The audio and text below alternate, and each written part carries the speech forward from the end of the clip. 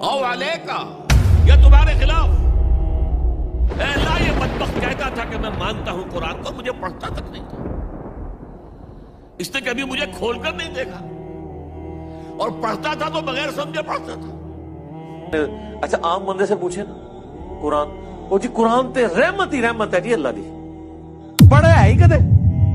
اسی معنی میں حضور کی پیاری حدیث ہے، القرآن حجت لک او علیک، یہی لام اور علا، یہ قرآن یا تو حجت ہے تمہارے حق میں، تمہارے لیے دلیل راہ ہے، تمہارا امام ہے، تمہیں راستہ دکھائے گا، تمہاری ہدایت کرے گا، اور اللہ کے ہاں بھی کھڑے ہو کر گواہی دے گا، اے اللہ تیرا یہ بندہ مجھ سے بڑی محبت رکھتا تھا، مجھے پڑھتا تھا، میری تلاوت کرتا تھا، مجھے سمجھتا تھا، مجھ پر تدبر کرتا تھا، وہ تمہارے حق میں گواہی ہو گئی۔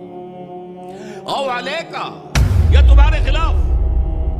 اے اللہ، یہ بدبخت کہتا تھا کہ میں مانتا ہوں قرآن کو، مجھے پڑھتا تک نہیں تھا، اس نے کبھی مجھے کھول کر نہیں دیکھا، اور پڑھتا تھا تو بغیر سمجھے پڑھتا تھا، اور کچھ سمجھ بھی لیتا تھا تو عمل نہیں کرتا تھا۔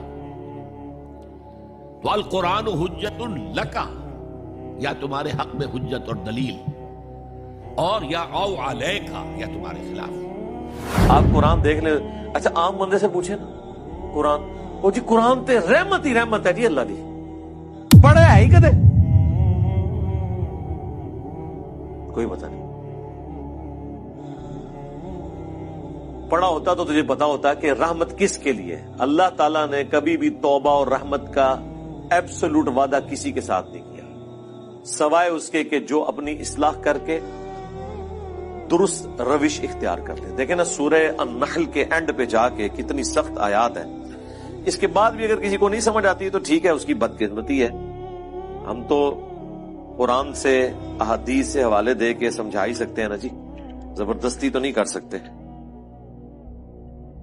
اللہ تعالیٰ فرماتا ہے ثم ان ربک للذین عملوا السوء بجہالہ، سورہ النحل آیت نمبر 119، اس کے بعد تیرا رب ایسے لوگوں کے حق میں جو برے اعمال کر لیں جہالت کی بنا پر، ثم تابوا، پھر توبہ کر لیں، یعنی اللہ کی طرف پلٹ آئیں، من بعد ذالک، اس گناہ کے کرنے کے بعد، وَأَصْلَحُوا، اور اپنی اصلاح بھی کر لیں، إِنَّ رَبَّكَ مِن بَعْدِهَا، تو بے شک تیرا رب یہ کچھ کرنے کے بعد لغفور رحیم، ضرور بخشنے والا مہربان ہے۔ قرآن کو جھٹلا رہے ہیں ہم اپنے عمل سے۔ ایک ساتھ آپ سے پوچھے گا، آپ قرآن کو اللہ کا کتاب مان لیا؟ میں مانتا ہوں۔ آپ نے کبھی پڑھا اس کو؟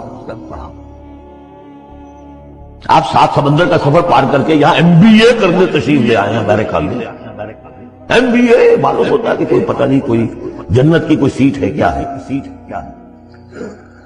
قرآن آپ نے نہیں پڑھا تو کیسا ایمان ہے آپ کا قرآن؟ کیا جواب دیں؟